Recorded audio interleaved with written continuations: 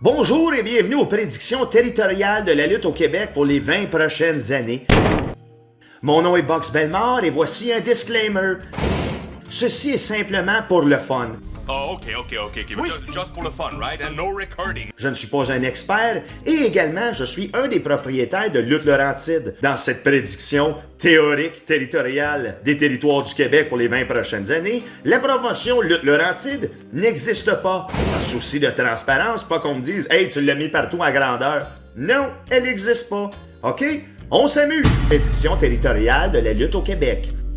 Ce qu'il faut savoir, c'est que le territoire du Québec se divise en 5 régions les plus populaires. C'est sûr, il y a les autres aussi, puis on va en parler, mais pour qu'on comprenne un peu le territoire et qu'on ait une certaine structure, on va y aller avec les 5 territoires les plus populeux du Québec. Premièrement, on commence par Montréal, avec 2,1 millions. Oui, il y a beaucoup de promotions sur l'île de Montréal, mais celle qui a la main mise sur la lutte, c'est la IWS. Ensuite, deuxième position, on a Montérégie. Ben oui, moi je pensais que c'était Québec. Non, Montérégie, avec 1,4 million d'habitants. Et oui, encore une fois, il y a beaucoup de promotions dans la Montérégie, mais la promotion qui a la mainmise principale sur le territoire est la BCW. Ensuite, on a Québec et son agglomération avec 800 000 de population contrôlée par la NSPW. Encore une fois, il y a d'autres promotions autour, mais c'est la NSPW qui fait figure principale de cette région. Quatrième position, on a les Laurentides avec 664 000 habitants contrôlés. Encore une fois, il y a beaucoup de promotions autour, mais la promotion qui est là depuis le plus longtemps et qui attire le plus de yeux est la NCW. Donc, pour le souci de cette vidéo, il y a toujours une promotion par territoire. Et la 5e position, ça m'a surpris aussi en termes de population, nous avons l'Estrie avec 516 000 habitants et la promotion que la main est mise sur ce territoire est la ALE. Bien sûr, il y a d'autres territoires comme le centre du Québec et tous ces genres de places-là avec plein d'autres promotions un petit peu partout, mais ils ont un bassin de population beaucoup moindre que les 5 qu'on va nommer. Puis pour pas que cette vidéo-là dure 4h30, on va se baser sur les 5 principales et les autres. 2025 à 2029. Pour le territoire de Montréal, la IWS obtient un contrat de stream canadien avec une station de sport. Le stream prenant de plus en plus de position dans ces 4 années-là. Ça devient quasiment plus populaire que le câble. Montérégie! La BCW obtient le monopole de la Montérégie au complet. Alors, toutes les petites fêtes qui existaient en Montérégie ont maintenant soit un championnat BCW, soit une association BCW, mais on peut voir maintenant que la Montérégie a été décernée à la BCW un peu partout. Québec! La NSPW va continuer d'agrandir sa mainmise sur toutes les autres régions du Québec, que ce soit le Bas-Saint-Laurent, Mauricie, centre du Québec, l'Outaouais, l'Abitibi, la Côte-Nord, le nord du Québec, la Gaspésie, Chaudière-Appalaches, Nunavik. La NSPW prend possession de tous les autres territoires que dans le top 5 en installant soit un championnat, le nom de la NSPW ou quelconque association qui démontre que la NSPW est maintenant dans le territoire. En plus de ça, grâce à Robert Lepage, la NSPW agrandit sa présence à la télévision québécoise, soit avec des publicités ou des petits rôles pour les lutteurs qu'on voit déjà, là, comme les annonces de pizza, etc. Laurentide! La NCW de 2025 à 2029 se réveille comme quoi elle a un territoire presque libre pour elle. Donc la NCW va essayer de s'associer à toutes les diverses fédérations qui sont déjà dans les Laurentides et d'essayer d'avoir une mainmise un peu comme la NSPW fait avec les autres. Donc, il va essayer d'avoir un championnat NCW, une association NCW, mais elle tente la mainmise sur diverses promotions qui sont dans la Laurentide pour en faire une plus grosse, unifiée. La NSPW va être au courant de ça aussi et va commencer, elle aussi, à avoir la mainmise sur les petites promotions des Laurentides. Donc, on va assister à une petite guerre froide entre la NCW et la NSPW pour le territoire des Laurentides. En Estrie, la ALE va devoir faire face à une nouvelle compagnie. Quelqu'un qui a bien des sous, qui s'est réveillé puis qui a vu que l'Estrie avait absolument aucune mainmise sur la lutte, malgré son potentiel et le fait que ça soit la 5e région la plus populace. Un nouveau propriétaire ouvre une promotion en Estrie. Et là, c'est la guerre entre la ALE et cette nouvelle promotion-là. Et en plus, vers la fin, vers 2028-2029, la NSPW va tenter la même chose qu'elle tente dans les Laurentides et dans les autres régions, c'est d'avoir la mainmise sur les promotions qui sont en Estrie. Donc là, on assiste peut-être à un genre de three-way entre la ALE, la nouvelle compagnie et la NSPW pour le territoire de l'Estrie. 2030 à 2034. Montréal. La IWS se réveille enfin sur la NSPW, puis le Hollywood PQ, puis la place qu'elle commence à prendre au Québec. Ce qu'elle décide de faire, c'est de tenter de prendre la Montérégie, qui est ni acquis par la NSPW en ce moment, ni aucune autre promotion qui est majeure. IWS va tenter de faire ce que la NSPW fait ailleurs, mais à Montréal.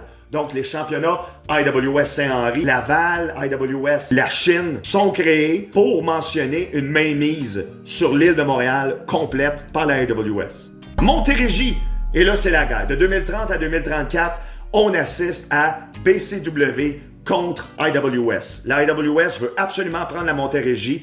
Elle va pas jouer de main morte contre la BCW. La BCW non plus, elle va pas jouer de main morte. Elle a déjà des contrats, elle a déjà des bonnes associations. Ça fait longtemps qu'elle est là. Donc, on assiste là, vraiment à des guerres entre le politique de la Montérégie, les associations qui ont été faites avec la BCW contre le juggernaut de l'IWS, là, qui arrive avec leurs stars, leurs contrats télé, de stream, BCW contre IWS, puis ça joue rough, ça joue du coude. Québec! De 2030 à 2034, la NSPW obtient une émission de grande écoute. Marco Estrada devient une méga star. Et grâce à ça également, la NSPW aussi. Marco Estrada devient comme le porte-parole de la NSPW. Il a sa propre émission, sa télé-réalité, son émission d'humour, son podcast, son association avec Mike Ward sur des shows. Et il commence là, vraiment à devenir le Hollywood PQ, à être la lutte que tu vois à la télévision au Québec. Dans Laurentides, la NSPW obtient le contrôle de la NCW. Il y a une entente qui est faite. Un gros montant d'argent a été fait au propriétaire de la NCW qui, lui, a accepté, pour voir le bénéfice de ses futures générations avec ses enfants, décide d'accepter de laisser le contrôle à la NSPW, mais pour éviter que les Laurentides explosent, puisque la NCW a vraiment bien mis sa mainmise dans les Laurentides, la NSPW laisse les lettres NCW pour les Laurentides. En Estrie, la ALE s'est détruite de l'intérieur. Face au challenge qu'ils n'ont jamais vécu de toute leur existence d'avoir la NSPW et un nouveau promoteur qui lui est en business puis qui n'a pas rapport à la lutte, qui a juste vu le potentiel d'argent, les gars à l'intérieur de la ALE se sont entremangés pour savoir comment faire face à l'adversité et malheureusement, ça s'est écroulé comme un château de cartes. Maintenant, le nouveau propriétaire, le nouveau gars qui a la lutte en Estrie, crée sa propre promotion, la Estrie Pro Wrestling. La NSPW, par exemple, continue d'essayer d'avoir le territoire. Fait que la NSPW essaie d'avoir de l'Estrie, mais ils ont bien de la misère. En plus, qu'ils se battent genre sur 3 territoires en même temps. Les autres territoires secondaires. La NSPW, maintenant, partout, obtient les lettres NSPW pour les autres territoires du Québec, les territoires secondaires. Il n'y a plus de FCL, il n'y a plus de DCW, il n'y a plus rien de ça. C'est la NSPW maintenant, le logo. Et ils ont comme NSPW Rive-Sud, NSPW Mauricie, NSPW Centre du Québec. C'est plus le nom des autres promotions, c'est NSPW. 2035 à 2039. Montréal. Une nouvelle loi américaine sur la lutte pour les Canadiens est changée. Maintenant, les lutteurs canadiens ont plus besoin de visa pour aller lutter aux États-Unis. La IWS en profite puis envoie leurs stars de Montréal aller devenir des méga stars indie aux États-Unis. Ils s'en vont maintenant en Californie, ils ont des avions payés. Il y a vraiment comme 5 lutteurs maintenant de la IWS qui sont les méga stars. En plus d'avoir les Américains, ils réussissent à pogner la Montérégie, puis ils pognent un pied dans Stream Sport, qui est la nouvelle compagnie aux États-Unis qui stream tous les sports qui existent. Montérégie. La IWS obtient la BCW. Un peu comme la NSPW a fait avec les Laurentides. La IWS offre un très gros montant d'argent à la BCW pour qu'ils fold, cette fois-là, sans garder le nom. La WS veut totalement le contrôle. Le propriétaire de la BCW, pour le prix qui est donné, ne peut pas refuser cette offre. Et dans le 5 ans, 2035-2039, on voit l'IWS devenir propriétaire du territoire de la Montérégie. Québec, la NSPW part en guerre officiellement contre la IWS. Ils ont maintenant le Hollywood PQ, c'est eux qui ont la présence télé, mais ils n'ont pas le Indie Darling status de la lutte mondiale. C'est vraiment Hollywood PQ, la petite province de Québec, ce que tu vois à TV, tes humoristes préférés, tes annonceurs, tes podcasters, tous ceux que tu vois à TV francophone du Québec sont associés à la NSPW. Si tu es un anglophone ou si tu es un fan de lutte américain au niveau indie, ça va t'amener à la IWS, donc la NSPW, dans le secteur 2035-2039, décide d'aller one-on-one pour le territoire de la IWS. Les Laurentides, comme mentionné précédemment, c'était la NSPW maintenant qui avait la main mise, qui avait laissé le nom NCW. Ça commence à jouer du coude. La IWS tente d'avoir les Laurentides également.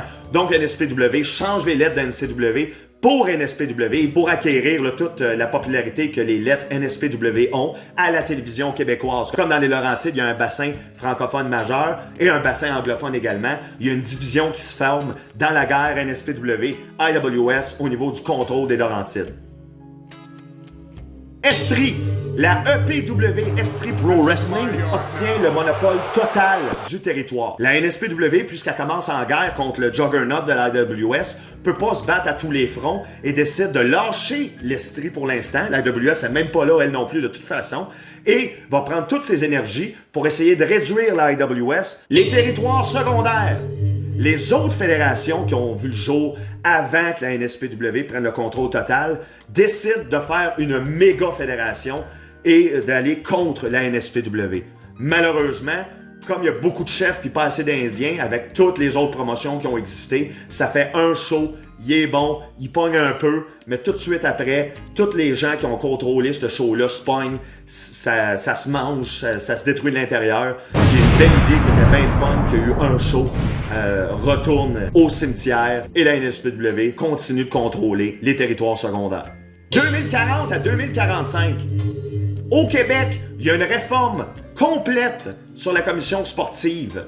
Maintenant, la lutte est sous la tutelle gouvernementale. Il faut un permis pour faire de la lutte. Il y a des entraînements qui sont suivis avec des cours pour faire de la lutte. Et si tu n'as pas ton permis de promoteur pour faire de la lutte, tu ne peux plus faire de gala de lutte. La nouvelle loi a tué toutes les promotions. Les seules promotions qui ont les reins assez forts pour se battre et avoir ces permis-là sont la IWS, la NSPW et la Maple Leaf Pro. On va regarder ça. Montréal! La IWS atteint des sommets de popularité inégalés aux États-Unis et dans son territoire, à Montréal même. Grâce à son échange de superstars au niveau des lutteurs américains et des lutteurs canadiens qui deviennent mégastars, la IWS maintenant est vue comme la GCW ou la Gorilla. Une promotion majeure que les lutteurs que tu vas voir à la WWE luttent en ce moment juste avant. Montérégie, toutes les autres fédérations sauf la AWS meurent avec la nouvelle loi, comme mentionné en début. Québec. En 2042, le Québec devient nation indépendante. Un des fils de Robert Lepage est en politique et donne un énorme financement à la NSPW, comme c'est perçu comme du sport et du théâtre en même temps. Elle devient la seule promotion que tu vois à la télévision. On voit plus du tout aucune mention de la AWS, ça joue rough.